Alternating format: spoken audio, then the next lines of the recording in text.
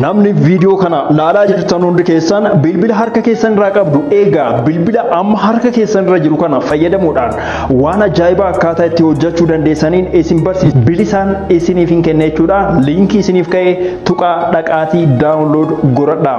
Appilikeeshinii kana gonkumaa Play Store keessaan buusinaa. Kan Play Store keessa jiru guyyaa 7 qofa isin fayyada jechuudha.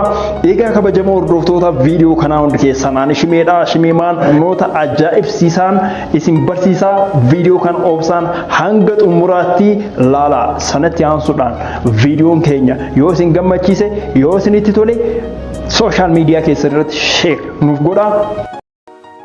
Ashama hordoftoota keenya kabajamoo fi jaallatamoo baga deebitanii gara peejii keenyaa dhuftan.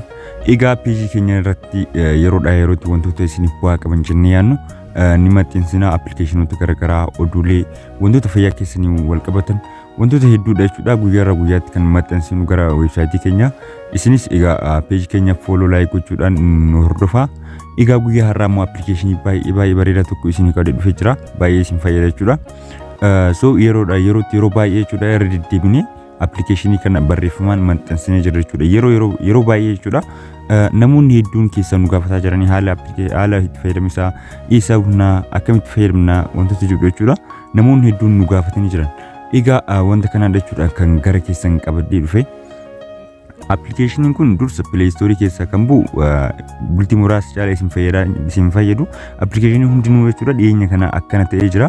Bultii turbo booda maallaqa nama gaafataa maaliif akka ta'e maaliif akka kana godhan hin beeknu jechuudha. Appilikeeshinii hedduudha jechuudha kan akkana namaan jedhaa jiru. So appilikeeshinii kana dursa isin Play Store keessaa buusina. Appilikeeshinii kana liinkii viidiyoo kana gubbaa isinii kennu yookaan koomentii jalaa ni argattu. Achi liinkii san tuquudhaan seentanii bittanii appilikeeshiniin dursa wanti inni guddaan isin fayyadu umrii keessan jechuun gara fuulduraatti maal fakkaadha yoo rifeensa hin qabaatin maal fakkaadha wantoota jedhu jechuudha kanneen ittiin ilaaluudhaaf osoo durba ta'e maal fakkaadha wantoota jedhu kanneen ittiin uf madaaluudhaaf jechuudha kan isin fayyadu appilikeeshinii kaluu kana kan baheedha jechuudha. Okay, gamanuma gara appilikeeshinii seenaa appilikeeshinii kanaadha isa kana jechuudha. Keessaa yeroo dursa kallattimaan gara footootti nama fudhata jechuudha. Gara footootti nu fudhata. Egaa nus gara galaarii kennaa seenaa jechuudha. Iddoo galaarii jedhu kanatu nas.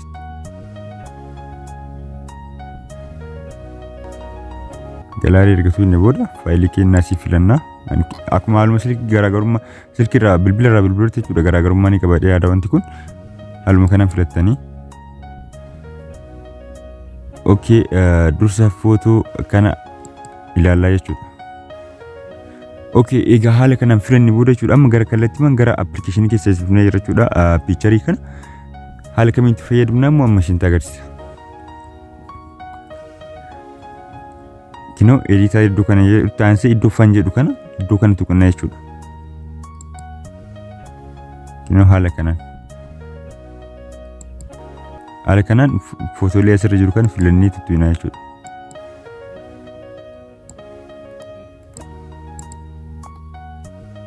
Waaw, saayeen osoo nama furdaa isaanii akkana jiranii jechuudha.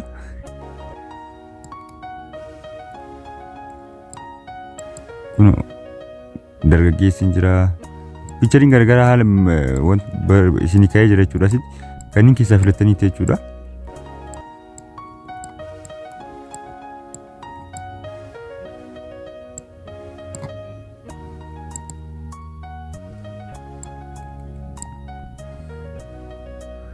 Amma sitti kun iddoo kana jettu inni fakkeenyaaf amma kun rifeensa hin qabu. Footoon kun maal fakkaata yeroo jedhamu ilaalla jechuudha. Kinoo akkuma argitan kana jechuudha. Piicharii kanatti dursa rifeensi jira asirra immoo rifeensi hin jiru. Isinillee haala kanaan ittiin of madaaluu dandeettanii jechuudha. Kan dura yerootti yeroo jechuudha peejii keenya irratti barreeffama kennee turre haala itti fayyadamaa isaa namoonni hin beekne namoonni hedduun nu rakkisaa waan turaniif malee jechuudha. Tolee amma gara jaarsaatti fudhannaa. Waaw, baay'ee bareeda jechuudha. Isinis haala kanaan ittiin of madaaluu dandeettanii baay'ee appilikeeshinii isin fayyadudha. Sirriitti jechuudha.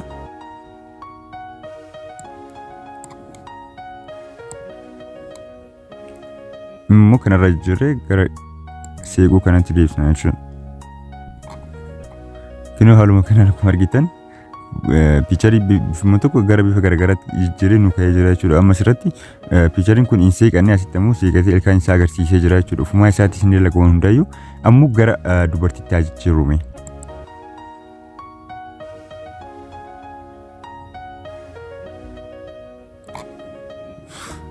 Kunoo akkuma argitan jechuudha ammoo kallattii gara dubartiitti nu jijjiiree nuuf ka'ee jira. So kana jechuudha appilikeeshinii baay'ee isin fayyadudha. Itti fayyadama appilikeeshinii liinkii armaan olii jira viidiyoo irra isinii kaa'e yookaan koomentii jala buufadhaatii itti fayyadamaa isin ja'a.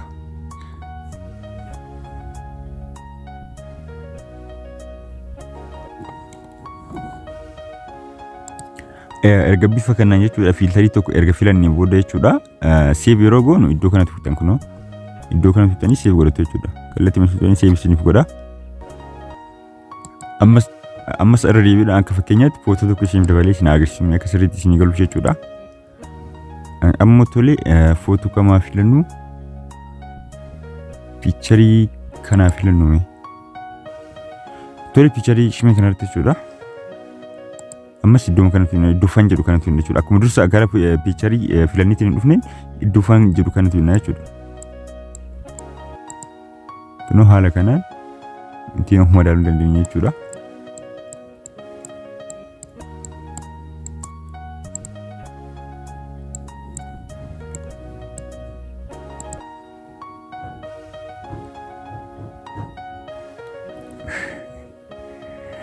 Kun amma asirratti suuraa kanatti rifeensi ni jira asirra immoo rifeensi jiru haala kanaan jechuudha isinis ittiin of madaaluu dandeettan jechuudha. Baay'ee appilikeeshinii baay'ee isin fayyadudha jechuudha. Fiicharii keessan ittiin ilaallattanii kun manguddoo illee ta'e fakkeenyaaf.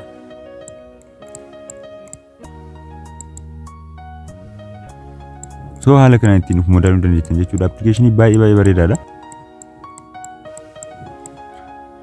Kanuma buufadhaatii itti fayyadamaa liinkii isiniif kaa'ee jira jechuudha. Wow, dubartii osoo ta'ee jiraate jechuudha. Iddoo baay'ee bareeda jechuudha. Akkuma viidiyoo irratti argaa jirtan haala kanaan ittiin of madaala baay'ee appilikeeshinii nama bohaarsuudha jechuudha. Gama biraatiin asumaan kana seef goonaa jechuudha. Ammas fakkeenya sadaffaa suuraa sadaffaa fudhanna ammas suuraa maskii kanaa fudhannuti ammas iddoo kanatti hunna jechuudha. Akkuma suuraa fudhannee hunna iddoo kanatti hunna.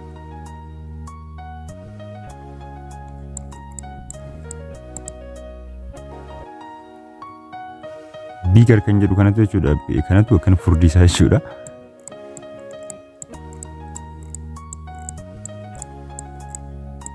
Baay'ee sirriitti jechuun haala kana qofa osoo hin taane footoolee keessan illee piichariilee keessan hundayyuu ittiin bareechifachuu dandeettan akka editaraatti illee fayyadamtan jechuudha. Kun haala kanaan jechuudha.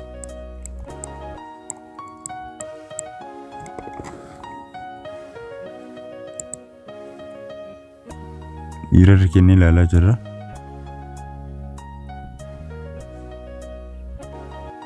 Maskiin dhiira osoo taate hedduu bareedda jechuudha. Baay'ee bareeda. Dhugaa baay'ee bareeda.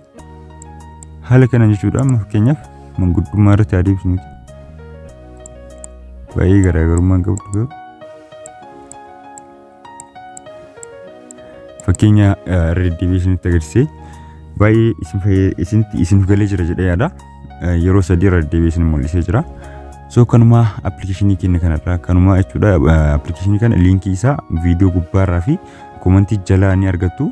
Isa san tuquudhaan buufadha jechuudha. Appilikeeshinii yeroo ammaa kana pileestoorii keessatti baay'ee rakkisaa jira waan ta'eef liinkii san tuqaatii buufadha.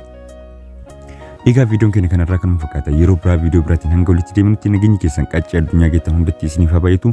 Ani kan isin waliin ture Shakuudha Qaanaa Pireesirraa baay'ee.